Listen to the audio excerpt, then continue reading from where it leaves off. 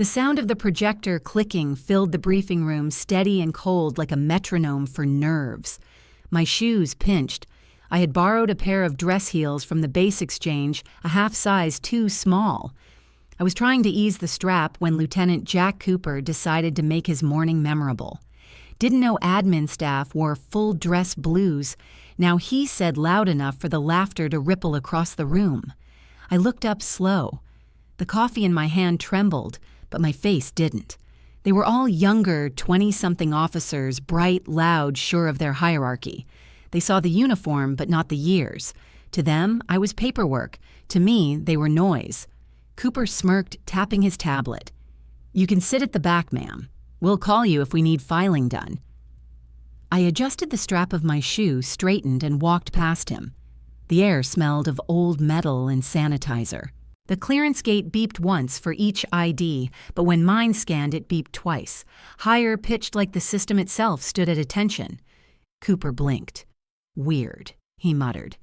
"Probably an error." "Probably," I said.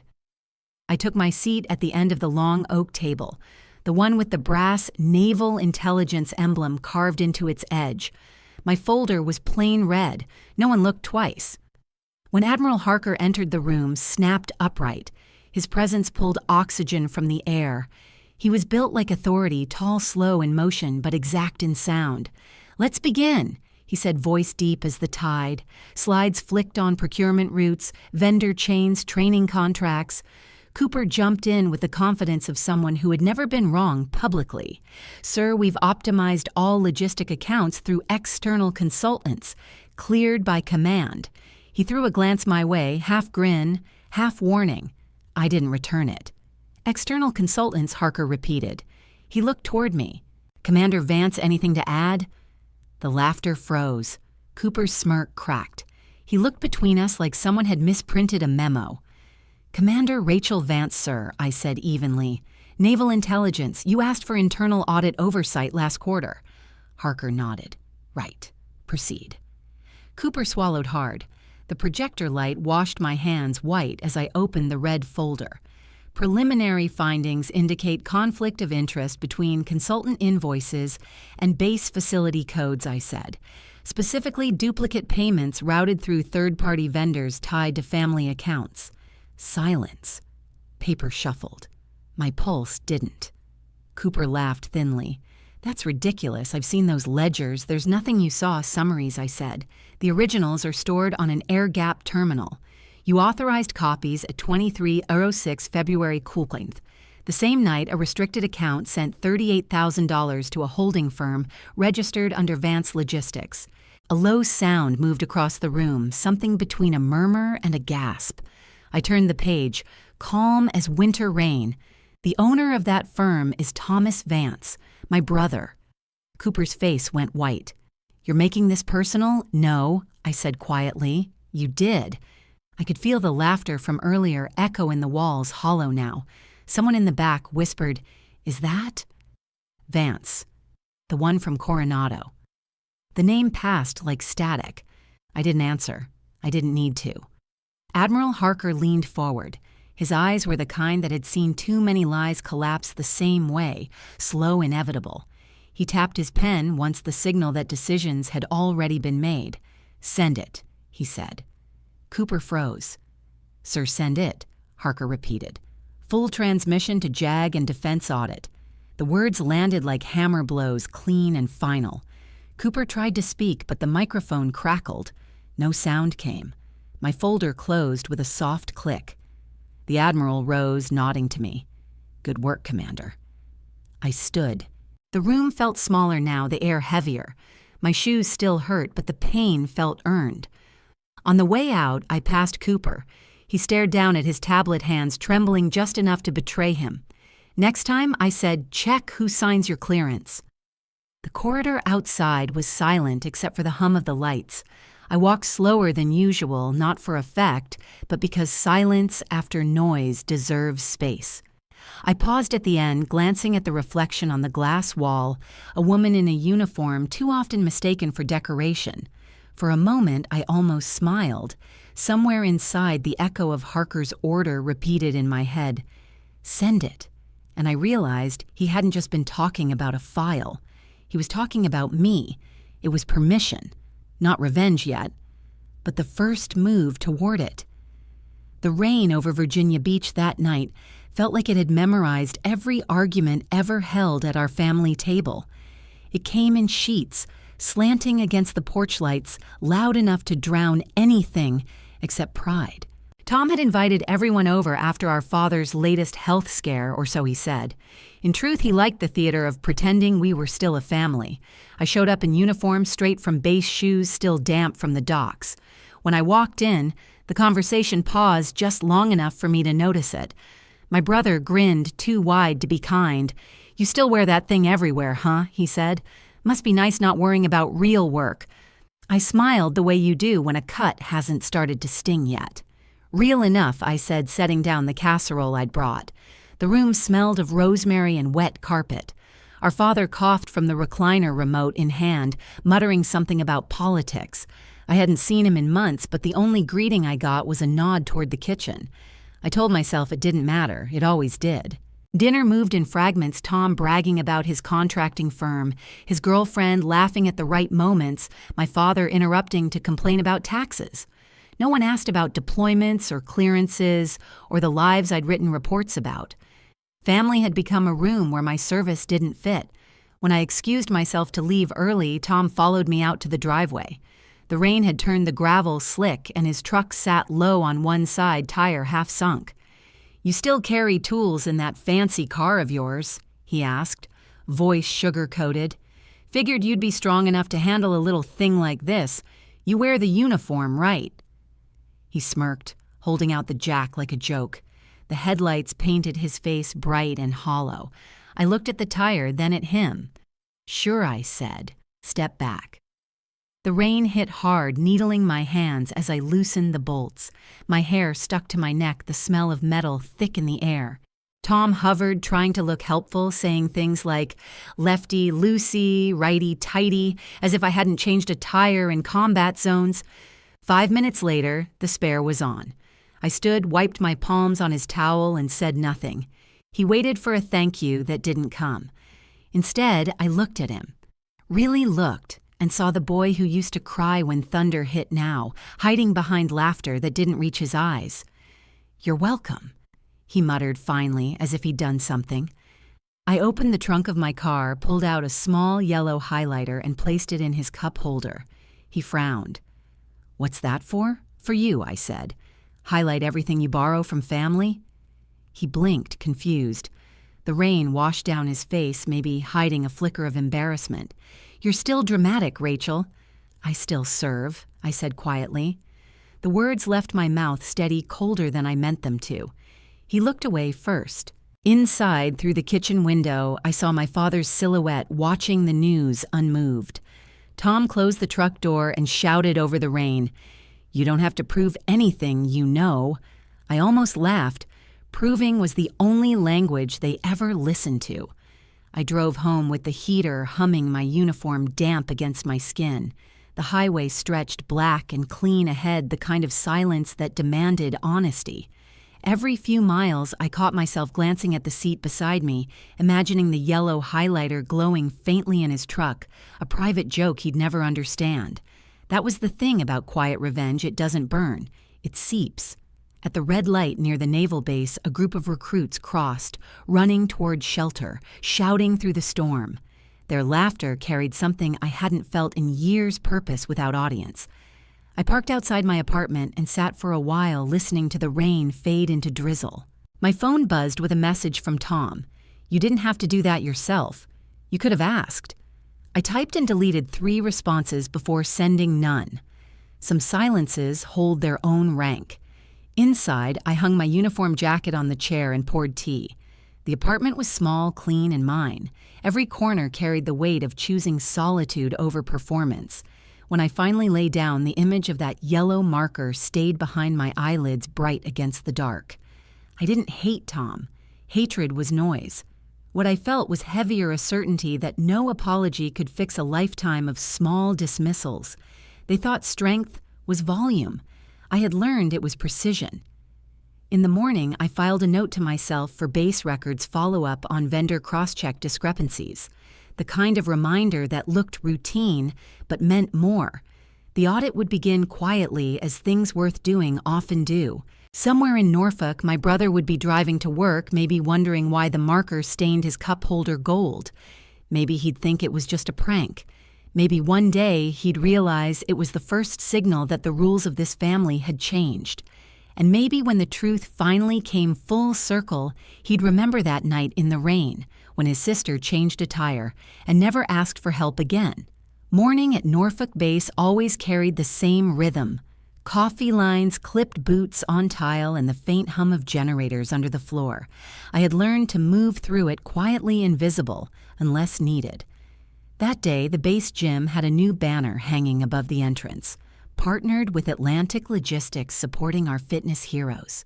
The name sat wrong in my mind before I even realized why.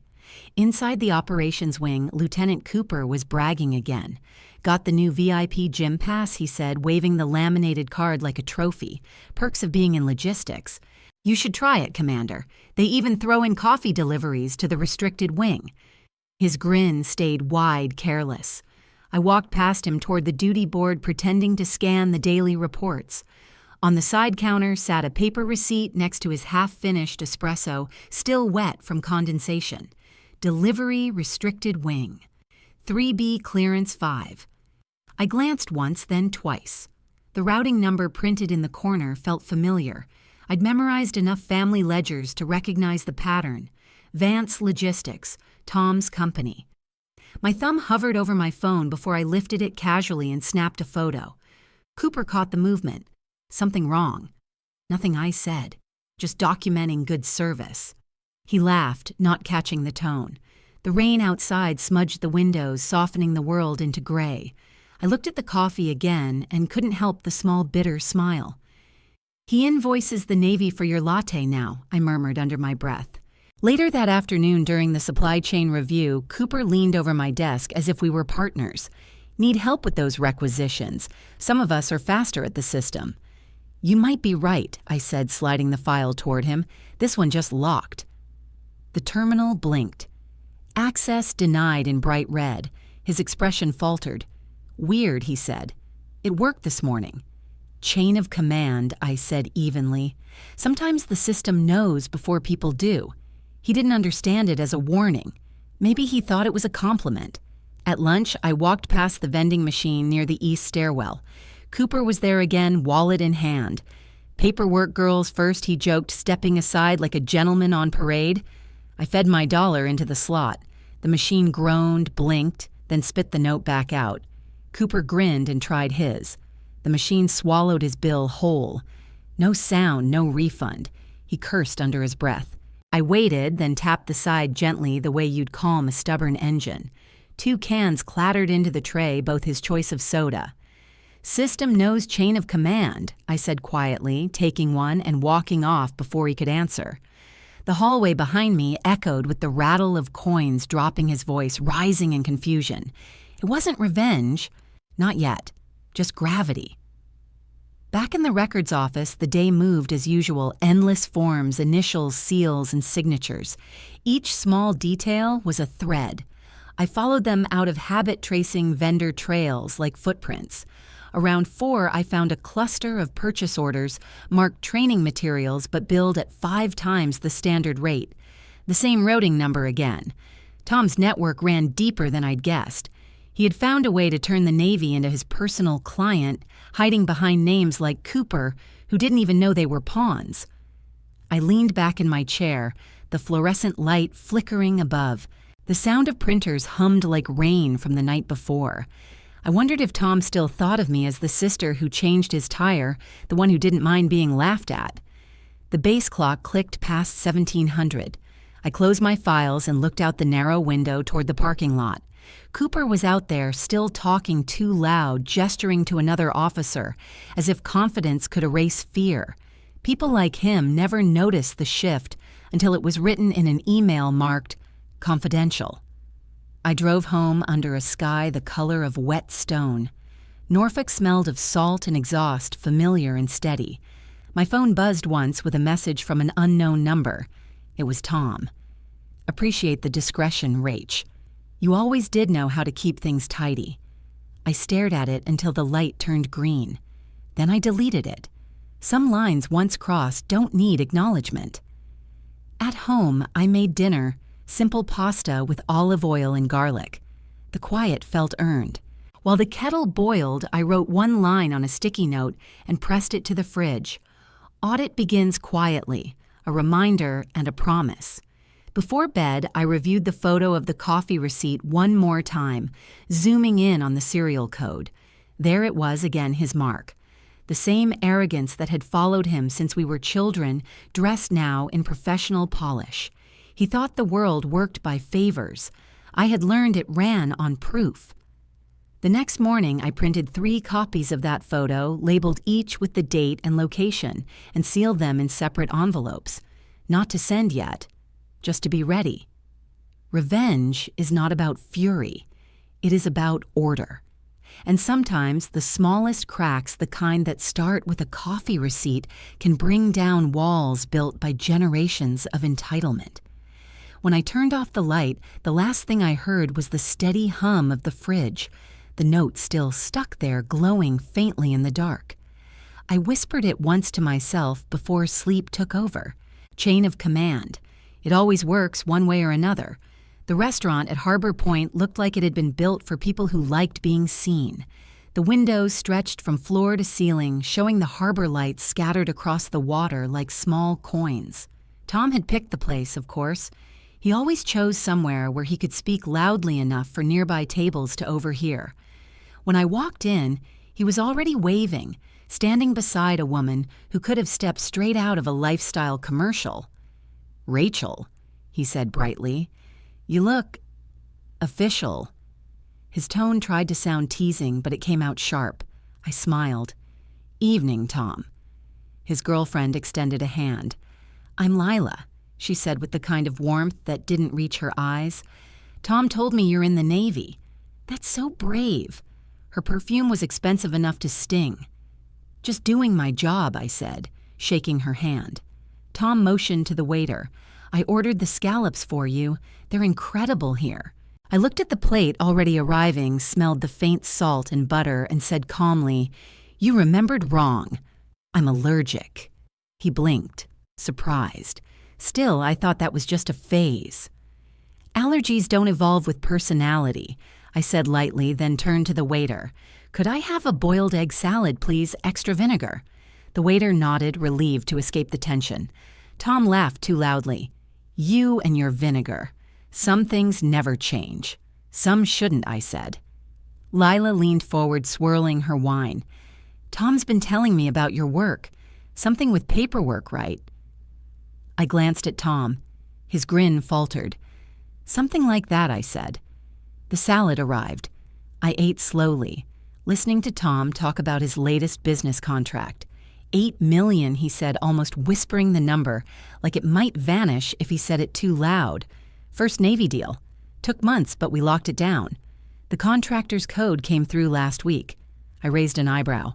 $8 million. For what service training materials, he said. Procurement logistics. You wouldn't understand. The words hit the table with the same tone he used when we were children, the same tone he used when I came home in uniform the first time. Lila smiled, unaware of the knife in it. "Your sister's uniform is cute," she said. "I always wanted to wear something like that for Halloween." The fork in my hand paused mid-air. I set it down, gently reached into my bag, and placed a thick binder on the table. "You might like the cover," I said. "I wrote that policy."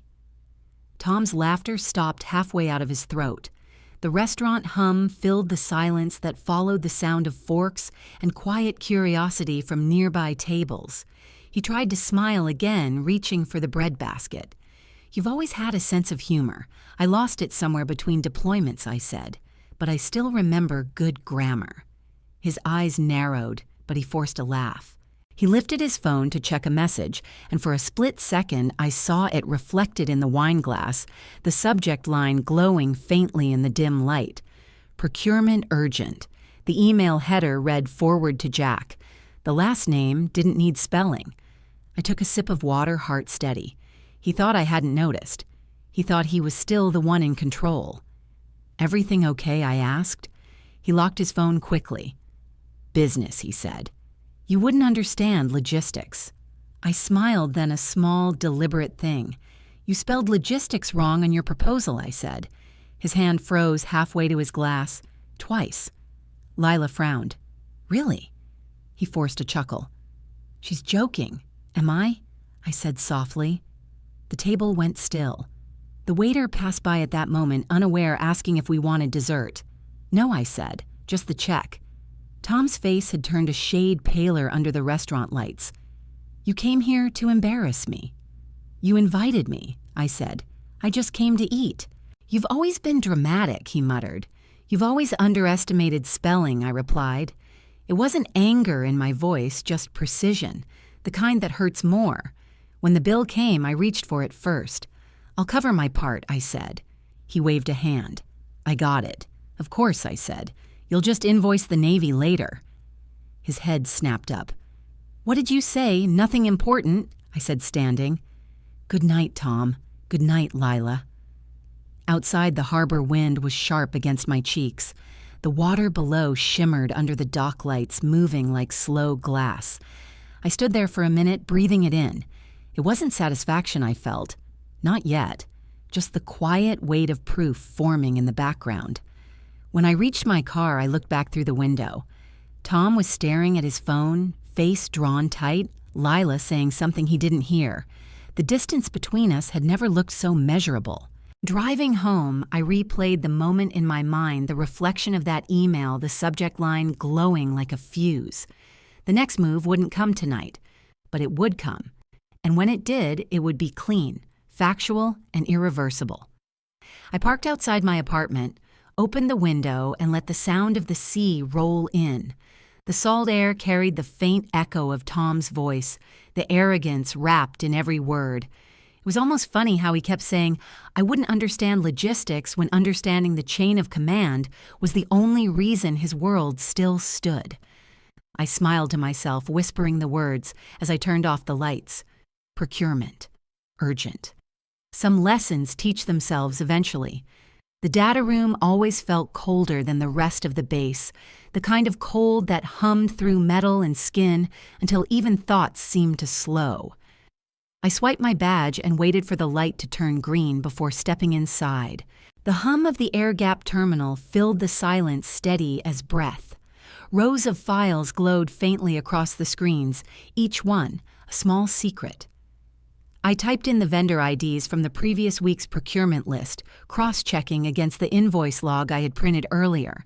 The system loaded slowly, then revealed 3 duplicate entries under different shell names, each funneled through a training contract tied to the same routing pattern, Tom's. I leaned closer, scanning the amounts, 38,042, then 75. It wasn't random. It was deliberate, layered, and arrogant. Whoever handled the transfer thought no one would notice numbers that looked like training budgets. They underestimated boredom as a weapon. I reached for my mug and misjudged the edge of the table. The coffee spilled fast, a dark wave across my white shirt, pooling near the keyboard. I muttered a curse under my breath, grabbed the nearest towel, and started blotting. The stain spread anyway, soft brown against the cotton. For a second, I just stood there staring at it. Even officers have clumsy moments. I slipped off my jacket, left it hanging on the chair, and walked briskly to the restroom down the hall. The mirror flickered with the same fluorescent hum as the data room. I turned on the tap, pressing a wet paper towel against the fabric, the smell of coffee mixing with soap. It was such an ordinary action, mundane, human, and for a moment, it almost felt grounding. The woman in the mirror looked back steady and tired, but unshaken. When I returned, the screensaver had kicked in. I entered my credentials again and resumed tracing the flow of funds. The deeper I looked, the clearer the trail became. The pattern repeated every 2 weeks with precision too clean to be coincidence. Payments from a dummy supplier named Trident Education merged into an account registered under Atlantic Procurement Solutions. Both companies filed reports within hours of each other, each signed electronically by different personnel, but from the same IP block. I pulled up the metadata and froze when the last modifier appeared on screen. Cooper JLT. The air left my lungs. It wasn't just Tom. It was him too. The same man who mocked my uniform had been approving invoices from my brother's company. My pulse slowed, then steadied. I printed each page waiting for the soft mechanical whir as the documents came out one by one. Each sheet bore proof not of betrayal alone, but of arrogance and connection. Family and chain of command both corrupted by the same hand. I stamped the top of each page, Classified Review Vance R. The sound of the stamp hitting paper was sharper than it needed to be. It felt like punctuation to something overdue. When the last file printed, I organized them neatly into a red folder, aligning every corner until it was perfect. No wrinkles, no haste. Order was its own revenge. Before leaving, I compiled a short draft summary of the findings, dry, factual, deliberate. Then I attached it to an internal memo, addressed to Lieutenant Cooper, flagged as grammar review required. In the comments section, I typed, "Please verify punctuation and clarity before forwarding." I hit send. 10 minutes later, my inbox pinged. "Thanks, Commander. We'll review." The irony was almost beautiful. Outside the data room, the hallway smelled faintly of printer ink and old coffee. I walked toward the exit folder in hand, the fluorescent lights buzzing softly overhead. As I passed the vending machine, I remembered the 2 cans that fell into Cooper's hands the day before. Karma always starts as coincidence. At my desk, I secured the folder in the lockbox and sat back for a moment. My reflection in the dark computer screen looked composed, but the quiet anger underneath had sharpened into precision. Proof doesn't shout. It whispers until someone finally listens. I drafted a brief report to Admiral Harker's office summarizing anomalous vendor patterns. No accusations, no emotion, just numbers and signatures. The truth would speak when called upon. Before heading home, I checked my phone, 2 missed calls from Tom, and 1 text from an unknown number. Delete everything. Not worth the trouble. I didn't reply. I deleted the message, then cleared the trash. Silence has more weight when it's chosen. That night at home, I hung my stained shirt over the chair and poured another cup of coffee, this time careful not to spill. The city lights from Norfolk flickered through the blinds, casting faint lines across the kitchen counter. I opened my notebook and wrote a single line beneath the date. Evidence isn't vengeance, it's preparation. The page looked cleaner than I felt. I closed it, setting the red folder beside it like a second heartbeat. Somewhere on the base, Cooper was probably reading my memo, scanning for typos that didn't exist. Somewhere else, Tom was realizing I had followed the trail he thought was invisible. It was only a matter of time now. I took a deep breath, letting the steam from the mug brush against my face. The night was quiet, patient, almost kind. Justice, I reminded myself, doesn't rush. It waits. And when it moves with proof. The briefing room at Naval Intelligence Command smelled of disinfectant and burnt coffee, the kind of scent that clung to walls long after a meeting ended. The long table gleamed under fluorescent light stacks of reports, lined up like obedient soldiers. I sat near the end, the red folder perfectly square before me, waiting. Lieutenant Jack Cooper leaned against the far wall arms, folded a smirk, ready. "Morning, Commander," he said loudly. "You remembered the dress blues this time. Thought we might get lucky." The laughter that followed wasn't cruel in volume, but sharp in tone, practiced safe. It was the sound of people who believed the hierarchy was fixed. I looked up slowly, just enough to meet his eyes. "Luck has nothing to do with it," I said. The air shifted subtle as Admiral Harker entered. The room stood instantly. His uniform looked carved from authority itself, his eyes as steady as tidewater. At ease, he said, taking his seat at the head of the table. "Let's get to it. We've had some noise from contracting. Commander Vance, you have the findings." "Yes, sir." My voice sounded calm even to me. I reached for the red folder, slid it to the center of the table, and opened it. Preliminary audit cross-referenced procurement records with vendor routing. Several inconsistencies traced back to external consultants connected to base personnel. Cooper chuckled under his breath. "She's been reading too many spy novels," he muttered. The Admiral's gaze flicked toward him, once sharp, quiet. "Lieutenant," he said evenly, "you'll hold commentary." Cooper shifted, clearing his throat. "Yes, sir." I continued laying out each document one by one. The pages made small, satisfying sounds against the table like punctuation marks. 3 shell companies registered under different names share identical tax IDs, each funneled through Atlantic Procurement Solutions. Final disbursements hit the same bank routing connected to Vance Logistics. The Admiral nodded slowly. "And who authorized these payments, Lieutenant Cooper?" "Sir," I said. The silence that followed was immediate and heavy. Cooper straightened, forcing a laugh. "That's a mistake. I just sign off on approved chains. She's twisting data." "The metadata disagrees," I replied. I turned the laptop toward him, showing the entry log. The room filled with the quiet hum of computers, the faint buzz of tension thick enough to touch. Someone near the end of the table whispered, "Is that her brother's company?" I didn't flinch. "Yes." He filed invoices through intermediary accounts. Cooper authorized clearance for 5 of them. 2 matched training contracts under his purview. Cooper's face flushed red. "This is a misunderstanding," he said louder now. "I can explain." The Admiral didn't move. His voice was low and unhurried. "Then explain." "She's trying to make me the fall guy." Cooper said, his words speeding up. "She's angry because I called her admin staff. That's what this is. Family drama turned into paperwork revenge." A ripple of laughter tried to form but died when the Admiral lifted his hand. He looked at me. "Commander, continue." I nodded, flipping to the last page. The final transaction was time-stamped February 12, 2306. The authorization key came from Lieutenant Cooper's credentials. The attached memo was forwarded to an external address. Subject line: procurement urgent. I turned the screen so everyone could see. The projector blinked to life bright against the wall. The email header enlarged crystal clear, forward to Jack. The sender line glowed, Cooper JLT. The reply chain below showed the name Thomas Vance.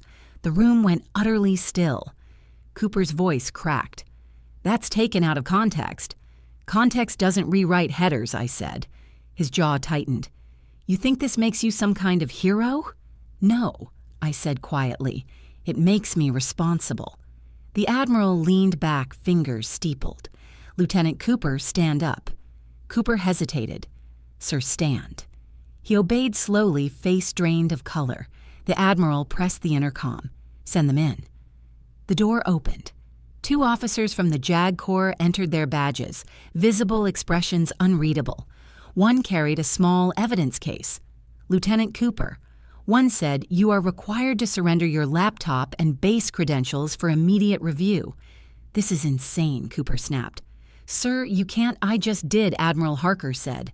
"We'll review the evidence properly." Cooper's hands shook as he unhooked the laptop cord. "It's a misunderstanding," he said again, quieter this time. "Tom said everything was cleared." Tom Harker repeated, his voice measured. Cooper froze. I looked down, letting the moment hang. The sound of the laptop clicking shut echoed louder than it should have. When the JAG officer reached for it, Cooper pulled back, once then relented. As they walked him out, the Admiral rose from his chair. The rest of the room followed suit, the motion instinctive. I stood last, the folder still open before me. For a second, Cooper looked back at me from the doorway, something like disbelief flickering in his eyes. "You planned this," he said softly. "No," I said. "You did." The door closed behind him. The air in the room released at once, the kind of collective exhale people take when a storm finally passes. The Admiral turned to me. "Good work, Commander. Just doing my duty, sir." "No," he said. "Doing it well." He gathered his notes, then paused. "You'll prepare a full report for headquarters, and Commander, keep that folder locked. I suspect this isn't the end." "Understood." When he left, the others began to file out quietly, avoiding my eyes. I could feel their curiosity pressing at the edges of professionalism. They wanted to ask about the name Vance. They wanted gossip. They'd have to settle for silence. I collected the documents, realigned the pages, and slid them back into the red folder. My hand lingered on the cover for a moment. My family name looked smaller than I remembered. When the last person left, I sat alone in the briefing room. The projector was still on the words, "Forward to Jack," glowing faintly against the wall like an afterimage. Outside, the late afternoon sun was turning the hallway gold, but inside, the light felt sterile, too bright. I let myself smile, once small, not triumph, just release. The laughter from earlier had turned to whispers, and that was enough. On the way out, I passed the cleaning crew in the hall. One of them asked, "Long day, Commander, long enough," I said. In the parking lot, the sky was painted with streaks of gray and orange, the harbor wind cutting clean through the air. I looked at the base one last time before getting into my car. Justice didn't always roar. Sometimes it just breathed. Sometimes it sounded like paper sliding into a folder. Sometimes it was silence after laughter. The silence after exposure never arrives empty. It drags consequences behind it like a tide pulling wreckage to shore. By Monday morning, Lieutenant Cooper's name had disappeared from every roster and internal directory. His clearance badge was deactivated at dawn, and his office door was sealed with a printed notice that read, "Administrative hold pending JAG review." The rumor mill moved faster than orders. In the cafeteria, voices dropped whenever I passed their curiosity disguised as sympathy.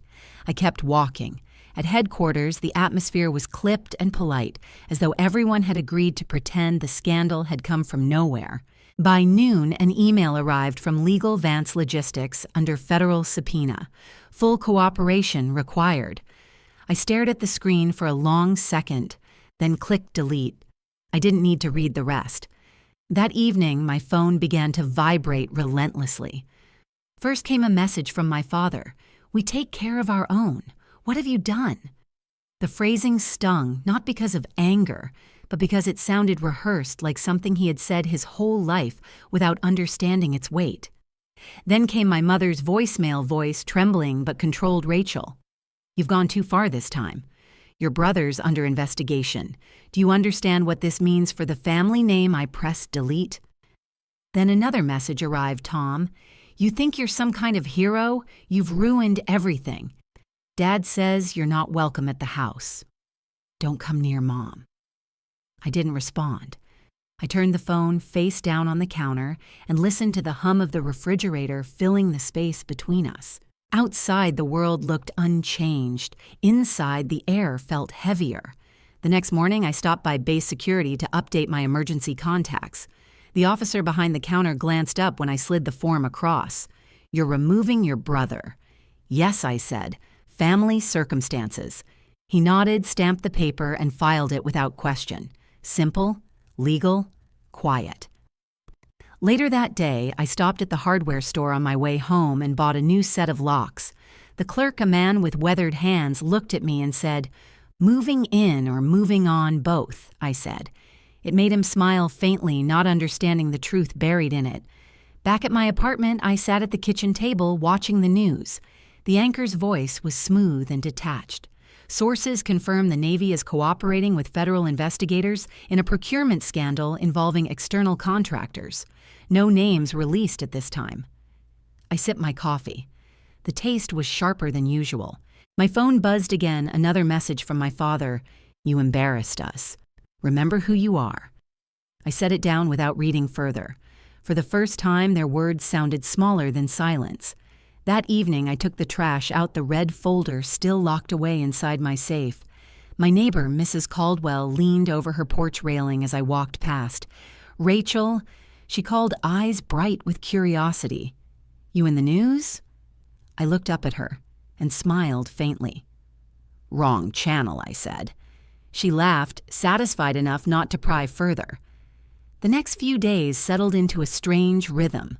On base, everyone treated me with exaggerated politeness, as if afraid to touch whatever invisible current surrounded my name. A few whispered, "Good job," in passing their voices low, uncertain if it was safe to say. At home, I found new peace and silence. I started running again just before sunrise, when the streets were empty and the city smelled faintly of salt and diesel. The movement steadied me. Justice has a rhythm if you listen closely enough. Midweek, a letter arrived from my mother, handwritten the way she always wrote when guilt outweighed pride. "Your brother is devastated. Your father can't sleep. This family doesn't need enemies when it has you." I folded the letter twice, then slid it into the drawer beside the old photographs I no longer looked at. I had stopped expecting love from people who only offered it as currency. That night, the phone rang again. I let it ring until it stopped. They would learn what silence felt like when it wasn't being used against me. The next morning, Cooper's name appeared in a short internal memo: "Suspension upheld pending trial board review." His replacement, a young lieutenant with cautious eyes, stopped by my office. "Commander Vance," he said, almost whispering, "the Admiral asked me to tell you." "Good work. Quiet work." I nodded once. That's the only kind that lasts. He smiled awkwardly and left. In the reflection of my monitor, I saw my own face calm, composed, unreadable. It was strange how peace could look so much like control. When I returned home that evening, I installed the new locks. The sound of the old latch clicking into the bin felt cleaner than any apology could. I cooked dinner, poured a single glass of wine, and sat by the window overlooking the harbor. The city lights shimmered on the water, just like the day I first joined the Navy. Back then, I believed loyalty was unshakable. Now I knew it was selective. Betrayal doesn't always roar. Sometimes it whispers through family walls, wrapped in the language of duty. My phone buzzed one last time before midnight. I didn't look.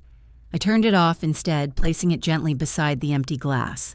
The quiet that followed was not loneliness, it was recovery. I leaned back, watching the faint reflection of myself against the glass, the woman who had chosen truth over blood. Justice rarely comes with applause, but it does come with sleep. And for the first time in years, I slept without waiting for permission. The federal office in downtown Norfolk didn't look like the kind of place where truth lived.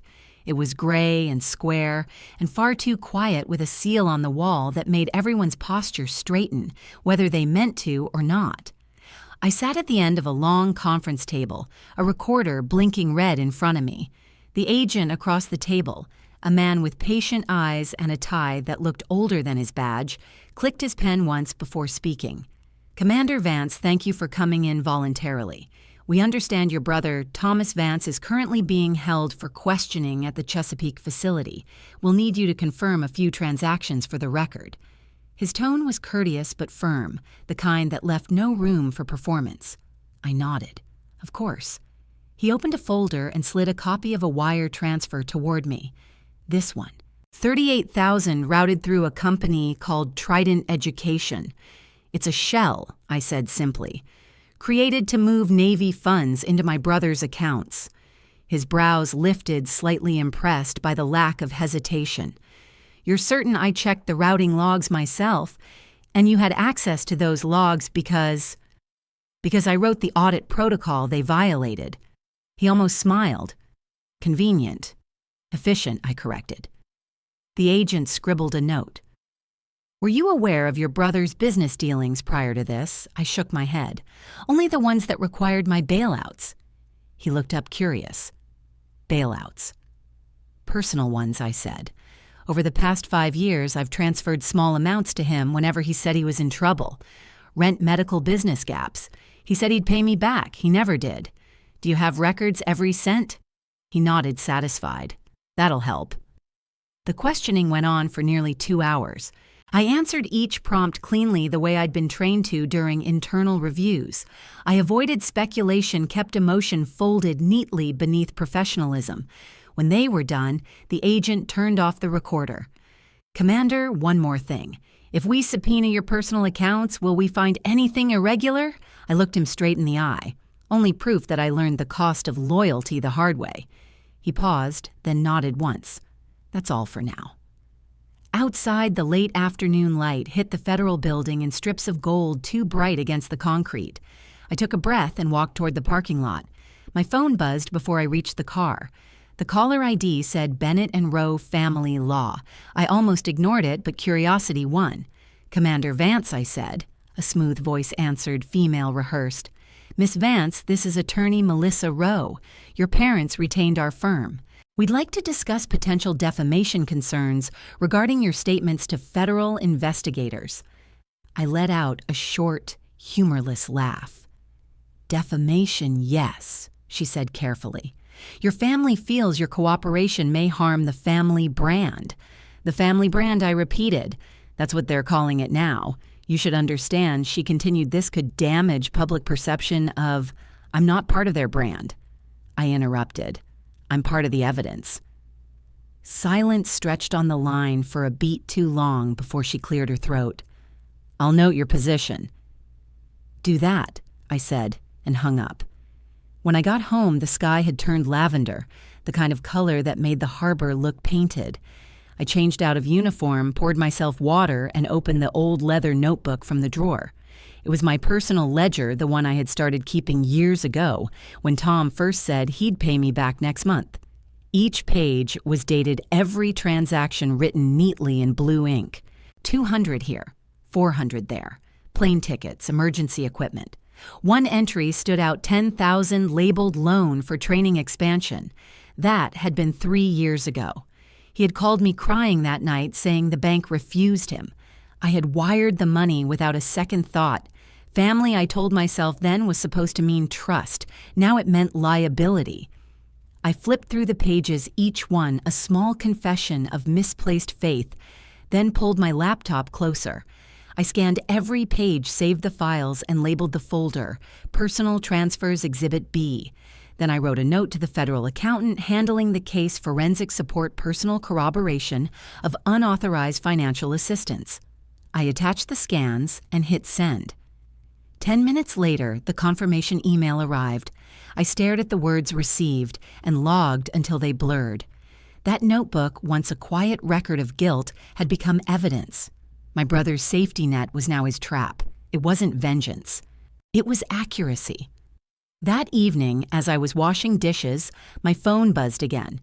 This time, it was a text from my father. Your brother's been arrested. I hope you're happy. I wiped my hands and typed back one sentence. Happiness isn't the goal, truth is. Then I powered the phone off. The next morning, news broke. Federal authorities have detained Thomas Vance, CEO of Vance Logistics, on charges of fraud and conspiracy related to Navy contracting. The anchor said, her voice even almost kind. Sources confirm the company is under full review. I turned off the television before the photo appeared. The kettle whistled behind me high and thin like relief disguised as sound. Later that day, my superior officer stopped by my desk. The Admiral read your report, he said quietly. He's requesting a commendation note for integrity under pressure. Noted, I said. I'll decline. You sure some victories don't need medals? He hesitated, then nodded. You're a hard one to read, Commander. That's the point, I said. When he left, I sat back, letting the hum of the bass surround me.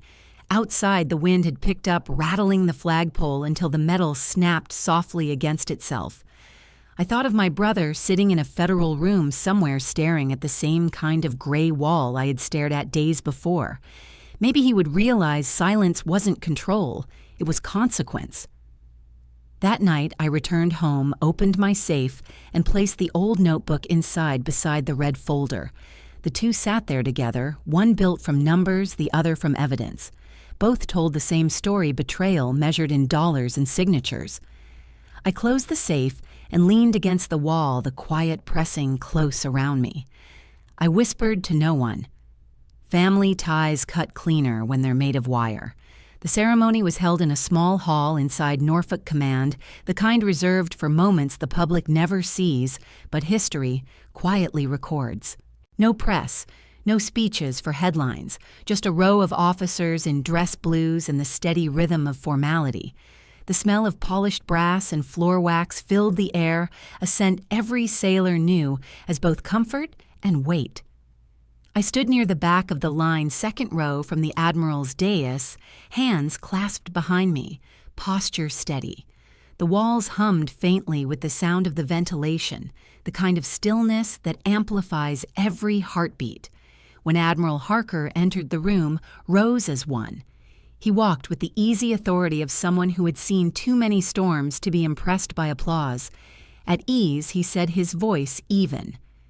Today is not about celebration, it's about standard. He paused, scanning the room, his gaze finally resting on me. Integrity under silence is rarer than courage under fire, he said, and today, that is what we recognize. The words landed with a quiet gravity that needed no volume. My name wasn't called in full, not at first. Commander R. Vance, the Master Chief, announced. The syllables hung in the air, almost hesitant, as though people were still testing the shape of it. I stepped forward, heels clicking, once against the tile, and saluted. The Admiral returned it, then handed me a small velvet box. "You didn't make this easy," he said under his breath, just enough for me to hear. "Good. Thank you, sir. Keep making it difficult." The corner of his mouth lifted, the closest thing to approval he ever gave. The room stayed silent until I returned to my place, the weight of the box still in my palm. Inside was a single silver bar with an engraving, "For integrity in adverse circumstance." It wasn't the kind of metal people wore on parades. It was the kind they kept in drawers, reminders of choices that cost more than they paid. As the line of commendations continued, I caught a whisper from 2 seats behind me. "Is she the Vance they talk about?" one young ensign murmured. The other replied, "Yeah, the one who took down procurement." I didn't turn. I didn't need to. The whisper itself was enough. Reputation, I'd learned, wasn't about noise. It was about proof that stayed after sound faded. When the last name was called, Admiral Harker gave a short nod. "Photos," he said. Everyone moved into formation, tight rows, the photographer adjusting lenses and lighting. We stood in silence while he fussed with his camera, muttering about exposure and focus. The delay stretched long enough for people to start fidgeting. Beside me, Lieutenant Cooper, now demoted to staff analyst, shifted uneasily, holding his forced smile. His arm trembled slightly from keeping salute position too long. "Hold still," the photographer said cheerfully. Cooper exhaled through his teeth, jaw tight. I glanced sideways, meeting his strained expression. "Patience builds character," I said softly. He blinked once, realizing I wasn't joking. When the camera finally flashed, the light caught the faintest trace of amusement at the corner of my mouth. Later, when the photos circulated internally, someone said I looked serene. In truth, it was closer to relief. After the ceremony, people filed out slowly, exchanging practiced congratulations. A few shook my hand, some out of respect, others out of curiosity. One officer, a woman from intelligence support, stopped briefly. "You handled yourself well," she said. "Not many would have stayed that calm." "Calm is just a slower heartbeat," I replied. She smiled, thoughtful. "Still counts." The hallway outside was cooler, the hum of base activity resuming, like the tide returning after retreat. I walked alone toward the exit, the metal still tucked in my pocket. The sun outside the glass doors was sharp, too bright after the fluorescent calm inside. For a second, I stood there blinking against the light, feeling the day settle over me like a clean sheet of paper. My car was parked near the dock, and as I approached, I saw the faint shimmer of the water reflecting off the hulls. Life went on. Ships still sailed. People still laughed somewhere. But inside me, a new stillness had formed, stronger, quieter, final. When I reached the car, I saw Cooper standing by the curb pretending to check his phone. He looked up when he noticed me, hesitated, then said, "Congratulations." His tone was stiff, his pride still half intact. "You earned it." "I did," I said. The pause that followed stretched thin. He shifted again, pocketed his phone. For what it's worth, I didn't know how deep it went. "You didn't ask," I said. "That's how it always goes wrong." His eyes flickered, unsure whether to argue or apologize. "Guess we're both learning." Some lessons cost more, I said, unlocking my car door. Good luck, Lieutenant. The demotion and title hung there like a mirror between us. He nodded once quietly and walked away. I watched him disappear into the parking lot crowd before starting the engine. The metal box sat on the passenger seat, catching light through the window. I opened it again for a moment, staring at the engraving. Integrity in silence. Justice through patience. It wasn't glory, but it was peace. And peace after everything felt heavier than revenge. That night, I placed the medal on my dresser beside a small framed photo from my first deployment. In it, I was 23, standing on deck, with wind in my hair, eyes full of certainty. I looked younger, smaller, unaware of how much silence I would have to learn to survive. I turned off the light, the faint reflection of the medal glinting in the dark. Tomorrow there would be more work, more orders, more structure. But tonight there was quiet, a justice that didn't need witnesses. The knock came on a Sunday afternoon, the kind of quiet day that smelled like rain, even when the sky stayed dry. I knew it was him before I even looked through the peephole. The rhythm of it, impatient but rehearsed, was exactly how Tom used to knock on my door when we were kids. Back then it meant he'd broken something. Some habits never changed. When I opened the door, he looked older than a week in federal custody should make a man look. The tan from his business trips had drained to a gray hue. His hair uncombed, his voice almost trembling when he said my name. Rachel, please. I stepped aside without speaking. He walked in slowly, glancing around the apartment like he was cataloging the absence of welcome.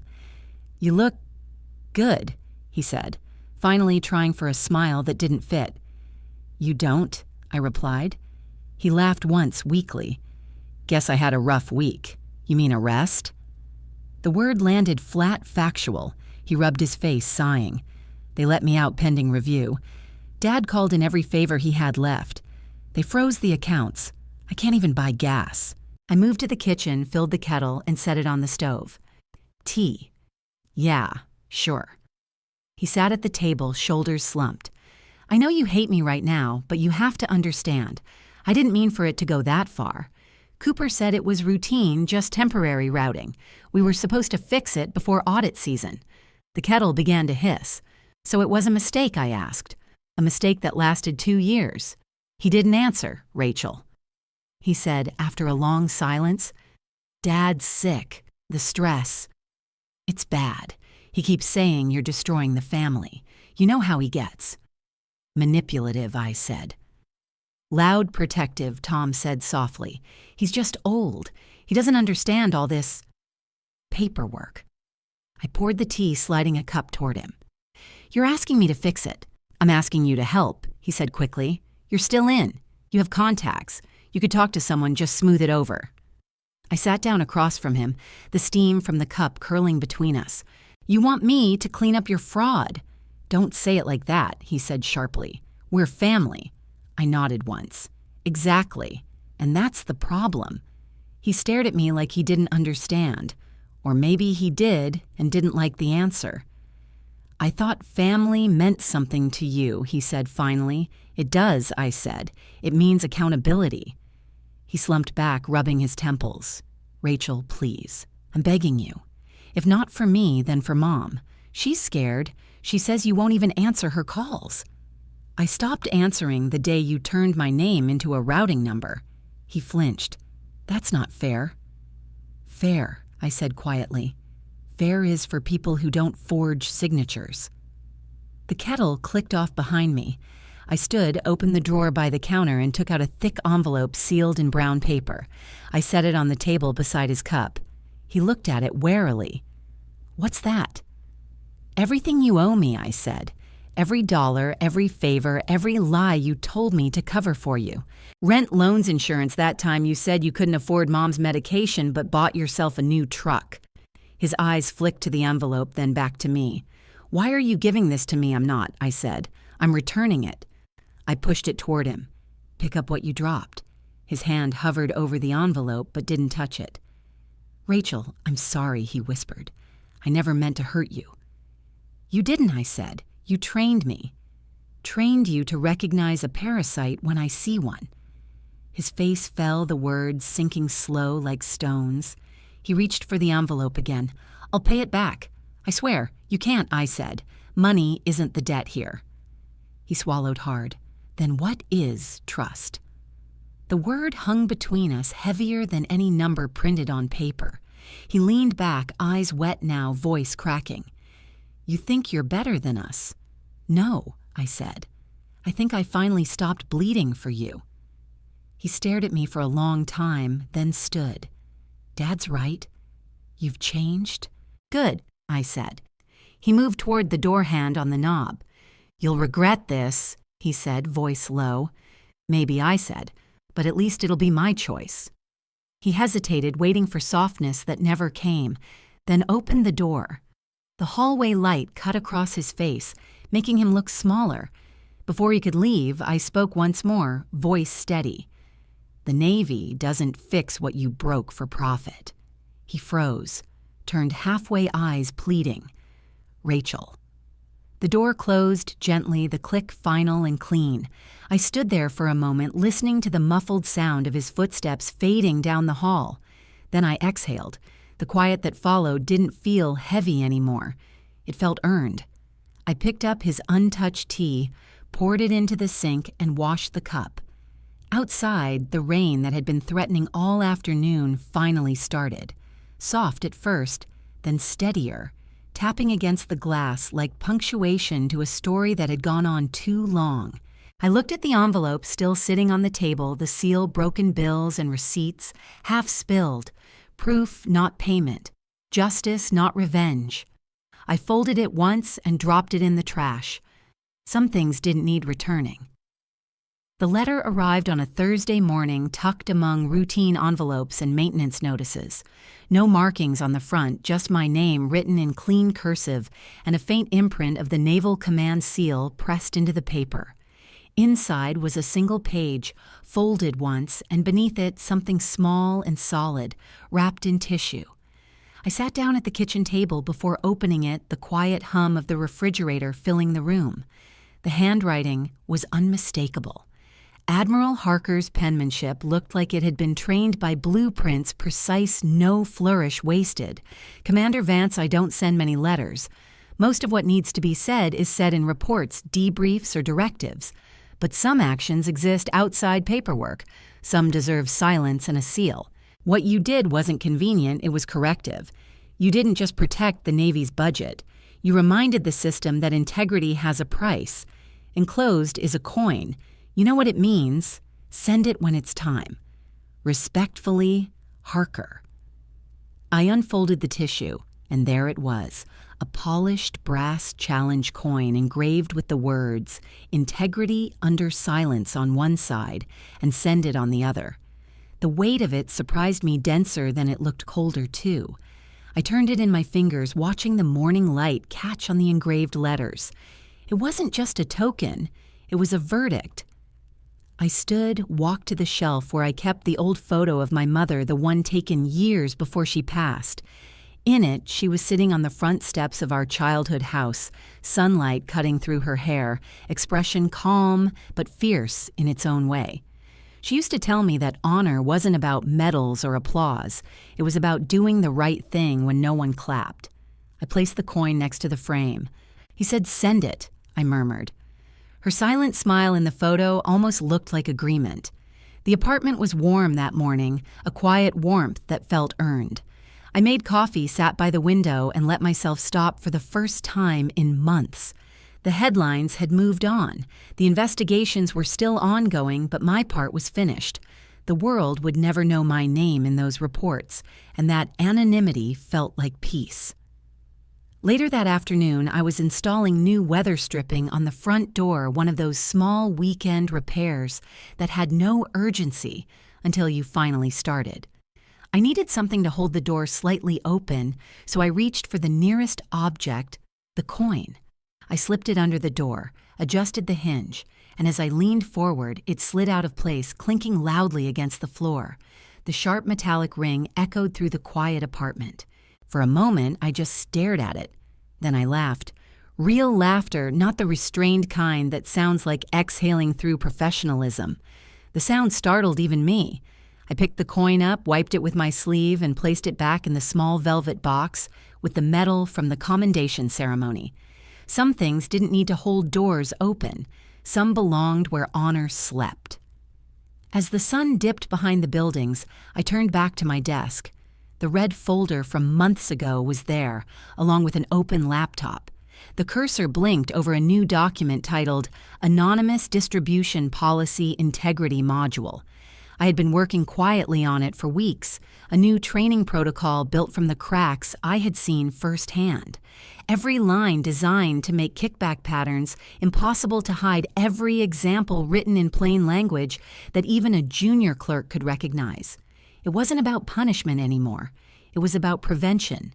Revenge through design, not destruction. I reviewed the slides one last time, attached the reference sheets, and encrypted the package. Then I addressed it to every internal ethics division and training command across the Navy, unsigned.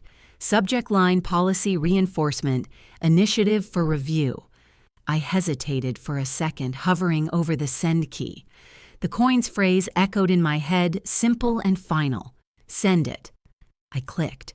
The email disappeared into the system. No name, no trace. The payoff wasn't applause. It was knowing that the next person in my position wouldn't have to choose between loyalty and law. That night, I sat by the window again. The city was quiet, the harbor lights blinking like distant signals.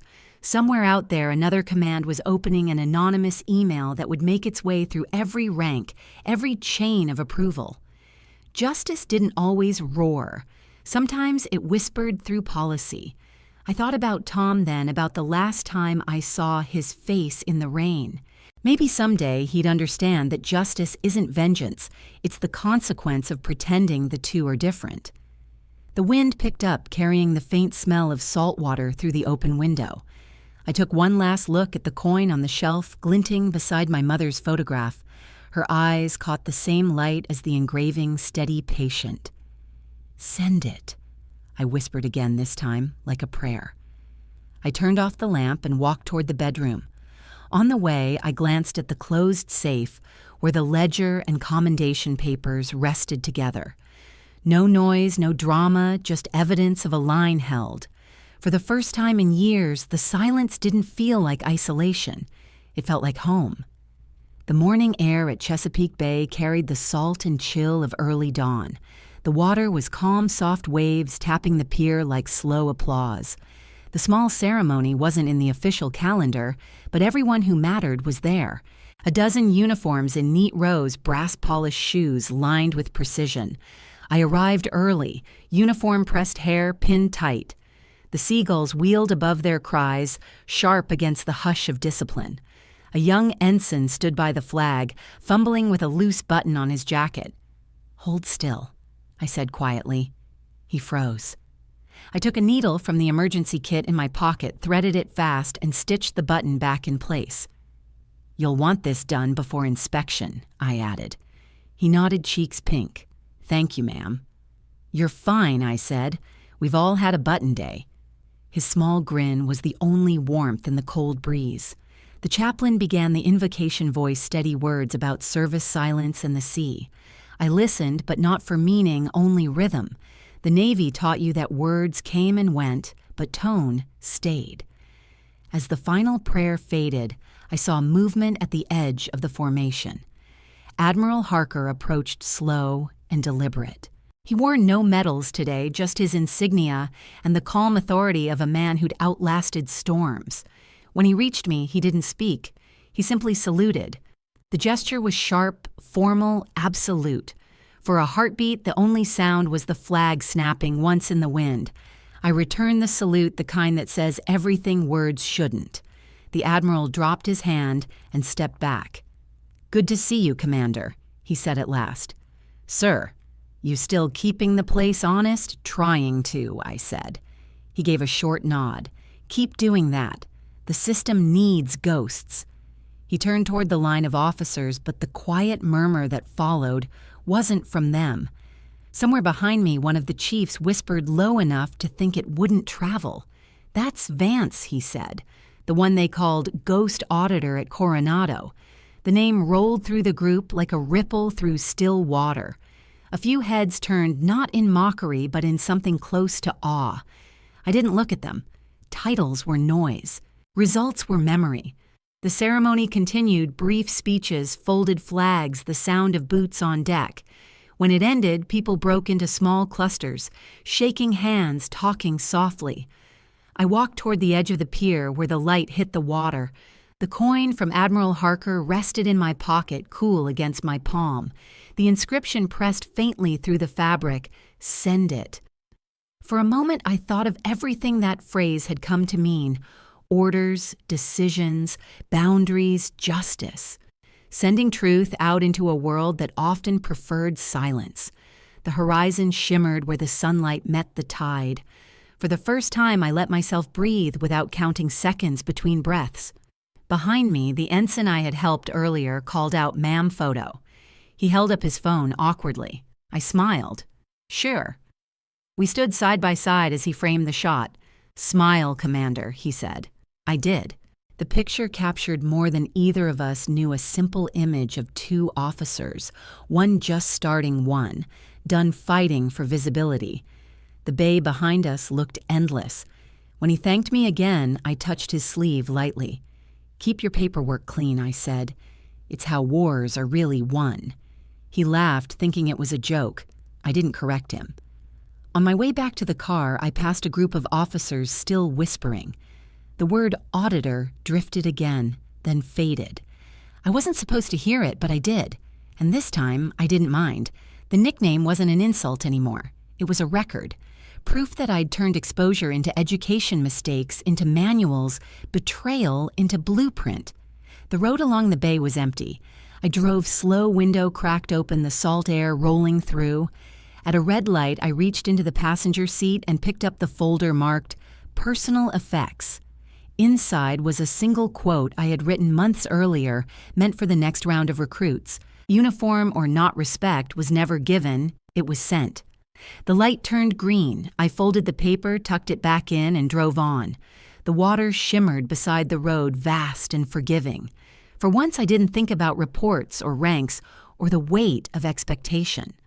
I thought about how silence handled right could echo longer than applause.